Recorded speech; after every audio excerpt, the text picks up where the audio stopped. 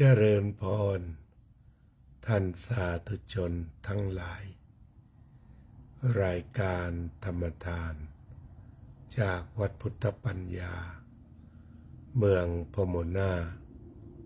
รัฐแคลิฟอร์เนียประเทศสหรัฐอเมริกามาพบกับท่านผู้ฟังท่านผู้ชมอีกวาระหนึ่งวันนี้วันที่22มิถุนายนพุทธศักราชขออภัยวันที่23มิถุนายนพุทธศักราช2569รายการธรรมทานวันนี้เราก็คงจะมาคุยกันว่าการศึกษาประธรรมเกิดขึ้นได้ในชีวิตในที่ทุกคนทุกแห่งในทุกเรื่องทั้งนี้ก็เพราะว่าที่พระพุทธเจ้าตรัสเอาไว้คลุมหมดกุศลธรรมาอกุศลธรรมาอัปยากตาธรรมาโดยอาศัยธรรมะ3 บรรทัดนี้ทุกสิ่งจึงเป็นธรรมะโดยไม่มีข้อยกเว้นฉะนั้นทุกเรื่องเป็นธรรมะจากนั้นก็แบ่งออกเป็นกุศลธรรมก็เรียกว่าธรรมะอกุศลธรรมก็เรียกว่าธรรมะอัพยากตธรรมเรียกว่าธรรมะเอามาดูก่อนศีล 5ในหน้าเว้นจากการฆ่าสัตว์เว้นจากการลักทรัพย์เว้นจากการประพฤติผิดในกามเว้นจากการพูดเท็จเว้นจากการดื่มสุราเมรัยอันนี้ก็เป็นธรรมะเป็นฝ่ายกุศลทีนี้มาดูถ้าเป็นการกุศลอื่นเช่นว่าการเมตตากรุณาก็เป็นธรรมะการประกอบสัมมาอาชีพก็เป็นธรรมะความยินดีในสามีภรรยาตนก็เป็นธรรมะการพูดความจริงก็เป็นธรรมะการไม่ดื่มสุราเมรัยก็เป็นธรรมะทีนี้มาดูอีกด้านหนึ่งอกุศลธรรมาชอบฆ่าสัตว์เป็นนิจก็เป็นธรรมแต่ว่าอกุศลธรรมลักทรัพย์ก็เป็นธรรมะแต่เป็นอกุศลธรรมประพฤติผิดในกามก็เป็นธรรมะอันเป็นอกุศลธรรมพูดเท็จก็เป็นธรรมะเป็นอกุศลธรรมะดื่มสุราเมรัยก็เป็นธรรมะที่เรียกว่าเป็นอกุศลธรรมทีนี้ไม่ทำอะไรเลยไม่ฆ่าสัตว์ไม่ลักทรัพย์ไม่ประพฤติผิดในกามไม่พูดเท็จไม่ดื่มสุราเมรัยไม่ทำซะงั้นโดยไม่ได้มีเจตนาที่จะไม่ทำแต่ไม่ทำตรงนี้ก็เรียกว่าเป็นอัพยากตธรรมอยู่เฉยๆฆ่าสัตว์ก็ไม่ฆ่าลักทรัพย์ก็ไม่ลักประพฤติผิดในกามก็ไม่ทำพูดเท็จก็ไม่มีดื่มสุราเมรัยก็ไม่มี อันนี้เรียกว่าเป็นอัพยากตะ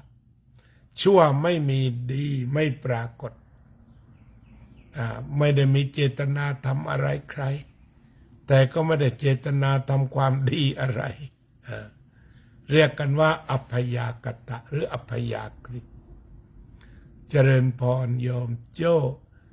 โยมเป็นสีโยมสุนิตวงสุเทพโยมบัวผันเจริญพรฉะนั้นที่เขาพูดว่าธรรมะธรรมะอะไรอะไรก็ธรรมะก็เป็นไปตามคำจำกัดความนี่แหละเป็นไปตามข้อกำหนดนี้เลย ที่ว่าอะไรก็ธรรมะคนเถียงกันเนี่ยก็เป็นธรรมะนะเช่นคนนั่งเถียงกันเนี่ยเป็นธรรมะเลยโยมสมควรโยมนิกิกตาธิการ โยมกัลยาวงศ์ทิพย์คกขาแต่เพียงแต่ว่าอากุศลธรรมเราไม่พูดว่ามันเป็นธรรมะ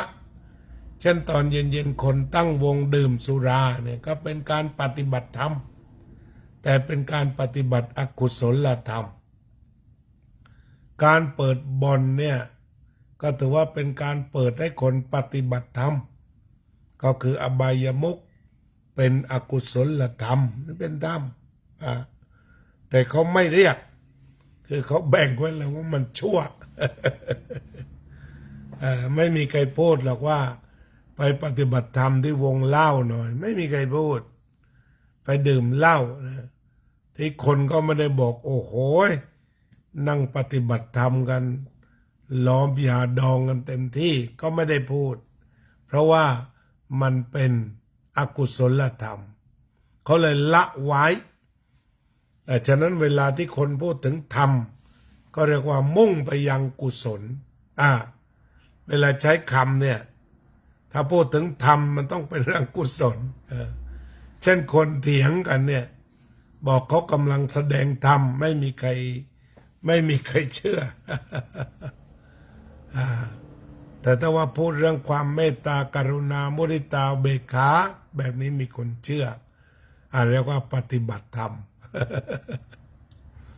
เรียกว่าเป็นธรรมเพราะคนโน้มไปทางว่าต้องกุศลาที่เราเป็นธรรมอกุศลานี่ไม่นะนี่ก็คือความหมายแต่อีกคำหนึ่งเวลาพูดเนี่ยโน้มไปในทางชั่วอย่างเดียวเหมือนกันเช่นพูดว่ารับกรรม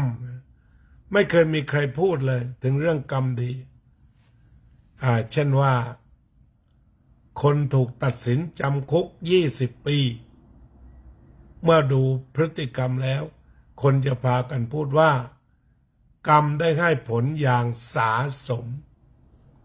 กรรมให้ผลอย่างสาสมเห็นไหมก็คือหมายถึงว่าไปดูถึงการติดคุกเนี่ยเป็นสาสมแต่ขณะเดียวกันมีคนจบปริญญาเกียรตินิยมอันดับหนึ่งเหรียญทองก็ไม่มีใครพูดว่าเด็กคนนี้เรียนดีตลอดปีรับผลกรรมอย่างสาสมไม่มีพูดแปลกเนาะคือถ้าทำต้องโน้มมาทางดีถ้ากรรมต้องเป็นเรื่องชั่วแต่ความเป็นจริงแล้วเนี่ยเป็นได้ทุกอย่างล่ะกุศลธรรมาก็เรื่องดีอกุศลธรรมาเรื่องที่ไม่ดีอัพยากตาธรรมาดีก็ไม่เอาชั่วก็ไม่เอาก็เป็นธรรมดีก็ไม่เอาชั่วก็ไม่เอาบางคนบอกฉันไม่ยุ่งไม่เกี่ยวอยู่กับบ้านไม่ยุ่งเรื่องใครไม่พูดถึงใครไม่ต้องมีสังคมก็เป็นธรรมะชนิดหนึ่งที่เรียกว่าเป็นอัพยากตธรรมนี่คือคำว่าธรรมะกับคำว่ากรรมน่าสนใจเจริญพรโยมอุบลเจริญพรโยมทิติมาเจริญพรโยมโซเฟียอันนี้ก็เอามาพูดให้ฟังพอสมควร คำว่ากรรม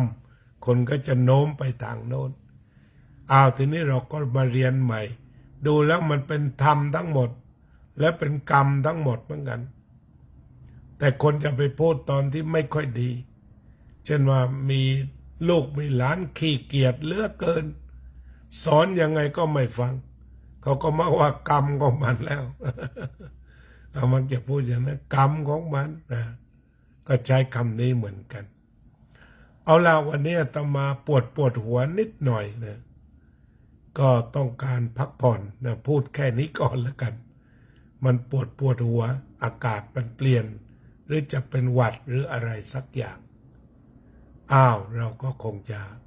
อำลากันแค่นี้